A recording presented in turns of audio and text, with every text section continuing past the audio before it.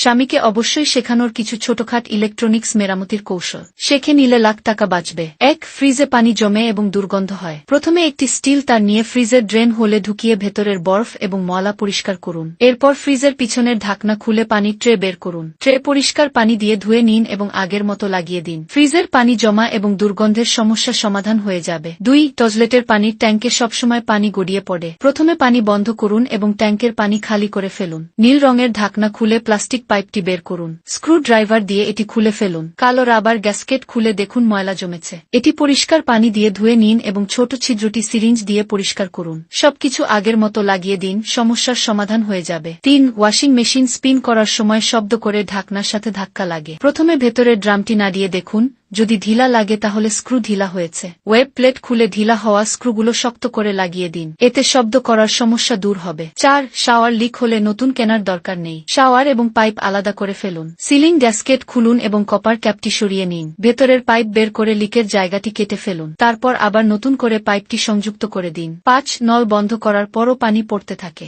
সমস্যার মূল কারণ হলো ভালভ ঢিলা হয়ে গেছে। প্রথমে শীর্ষের ক্যাপটি খুলে নিন। একটি স্ক্রু ড্রাইভার দিয়ে স্ক্রু খুলে নিন। নলের হাতল খুলে ফেলে প্লায়ার দিয়ে ভালভটি শক্ত করে লাগান। সবকিছু আগের মতো লাগিয়ে দিন, পানি পড়া বন্ধ হয়ে যাবে। 6. গ্যাস চুলা চালানোর পর হাত ছাড়লেই নিভে যায়। অনেকক্ষণ চাপ দিয়েও আগুন জ্বলে না, এর কারণ সেন্সর পিনে ময়লা জমে গেছে। এক টুকরো স্যান্ড পেপার দিয়ে সেন্সর পিনটি ঘষে পরিষ্কার করে নিন। তারপর আগুন খুব সহজেই জ্বলে যাবে। আরও এমন জীবনযাপনের টিপস শিখতে আমাকে ফলো করুন।